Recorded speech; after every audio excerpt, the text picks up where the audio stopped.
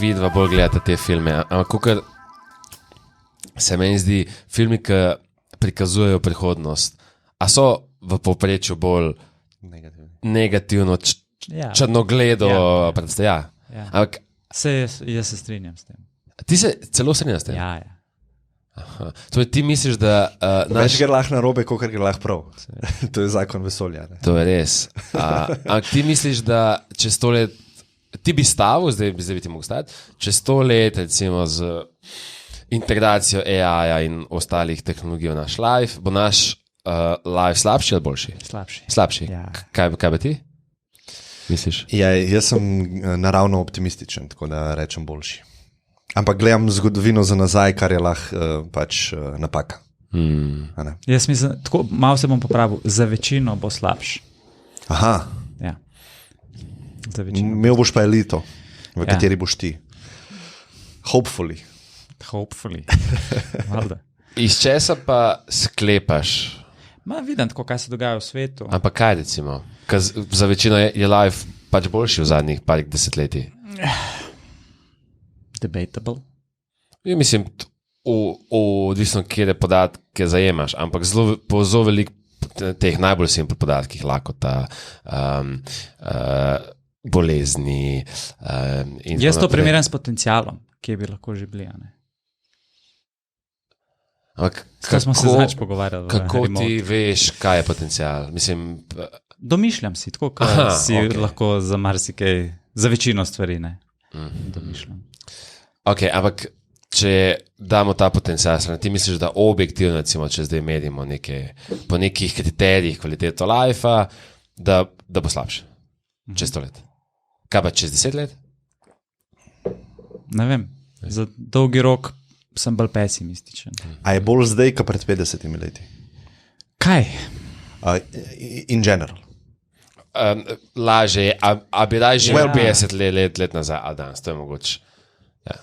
Boljše.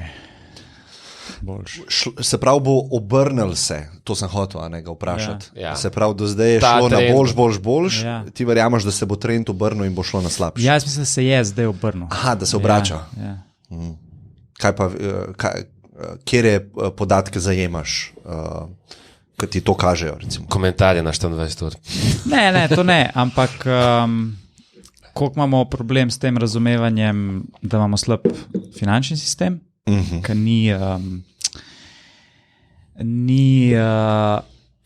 ni vzdržen, ni narejen, ful je potraten v resnici. Pa to, da zdaj, ko se je spet vojna začela, da ni človeštvo naravnano v sodelovanje. Veliki imperiji, dajmo reči, se niso odločili, da bojo sodelovali tudi na znanstvenih projektih. Ampak včasih pa smo se, kot človeštvo. Ne in ja, ne. So bili obdobja, ko smo se, zdaj mislim, da je spet neko slabše obdobje, ki bi mogli iti na boljše. Kaj recimo primer, ki bi rekel, da so se, to pomeni, da so vele sile prišle do kompromisa v preteklosti? Ja, z ustanovitvijo Združenih narodov mislim, da je pol nastopilo neko dobro obdobje, ki je trajalo do 2001. Pa 2001, ki je bil tale 9/11, je pa v bistvu konstantni kaos, ki ti ful vidiš izboljšav neko tehnološko, ampak tako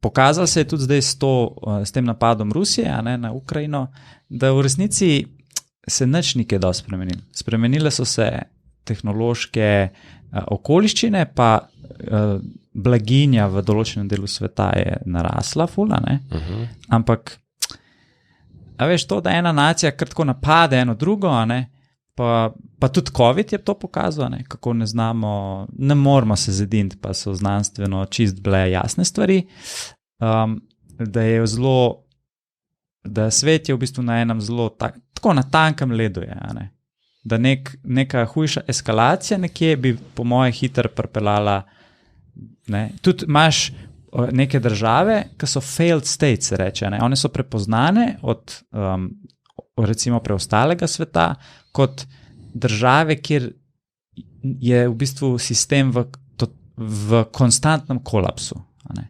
Primer. Kongo. Ja, okay. Dosti teh afriških Zimbabve, držav, recimo Venezuela, ne? To je failed state, prav ni, ne? Je pač... Ne deluje država. Ne deluje. Ja. No, sam to si imel čez celo zgodovino. Ja, sej nič ne pravim. Zdaj se pogovarjamo o nekem trendu. Ne? No, tukaj si rekel par stvari. Prvo si rekel, da ena država kar napade drugo. Zakaj misliš, da je to kar napade? Mislim, zakaj? To zdaj ni pomembno. Ne, bom prav. A ti si to dojel kot kar na random je zdaj se Putin... Ne, jaz sem to razumel kot zelo slab način reševanja konfliktov. Kaj je pa boljši? Boljši je pa po moje nek dialog. To pomeni, ti hodiš po ulici, nekdo te napade s palco, ti vzameš še eno palco iz tal, ga tepeš nazaj, zdaj je to pretep in eden pride mimo in reče, fanta, jaz verjamem v dialog, jaz mislim, da bi se videla mogla prek dialoga. To imamo v naši kulturi. Kaj? Pač sodišča. Tak tam greš in razto... No, ampak zakaj si ti v tem primeru zagrabil palco? To pa ni. Ti si bil v situaciji, hodil si domov, nekdo te napade s palco. Zakaj ti nisi šel na sodišče? Zakaj si ti vzel palco pa v samo obrambi se tudi... Ne, ti zdaj si že šel en korak naprej. Se pravi, ti zdaj že ti si napaden in jaz se zdaj branim. Jaz tukaj ne pravim, da jaz govorim o napadu, a ne? No, zakaj ti ne vprašaš, zakaj nekdo napade nekoga? No, marsikdo bi lahko rekel, da je bil napad NATO na Rusijo in da to je bila... Tako da, veš, se mi zdi, da je težko... Jaz tukaj samo opisujem, da se pravi svet, ki ima v resnici ful potencijala kot humanity, imaš najbolj možen, kako se temu reče, ne agresiven, ampak primitiven način delovanja. Se pravi, ti greš in na vojaški način v resnici kar nekaj počneš. Za neke cilje. Zdaj tudi ti si mogoče pod bias pa pod neko propagando, zakaj se to dogaja. Ne, jaz sem hočem challenge te tvoje tritve. Ampak jaz mislim, da prideš do drugačnih zaključkov. Če ti zdaj primerjaš to s potencialom, se strinjam. Ampak če ti primerjaš z zgodovino, kjer si imel ti obdobje, kjer je tako vsak, ne vem, četrti moški umrl na nasilne smrti, zdaj imaš pa praktično par vojn na celem svetu. To pomeni, je spet trend, ki se močno zboljšuje na boljš, ne na slabš. Ampak kaj, vojaško, se je lepo, da si začel s palcami. Na začetku smo se res s palcami tepali, pa smo vedno te palce izboljšvali. Pa smo imeli pol orožje, zdaj imamo pa atomsko orožje. To je pa game over v bojevanju. Ampak ga nismo uporabili že koliko let? Dolg časa ga že nismo. To pomeni, da ga ne bomo. Ne, ampak spet lahko to vzameš kot dokaz, da ga ne boš. Recimo, to pomeni sprejeta evolucijska teorija Homo sapiensa, pa ne Andertalca. To vse razumem.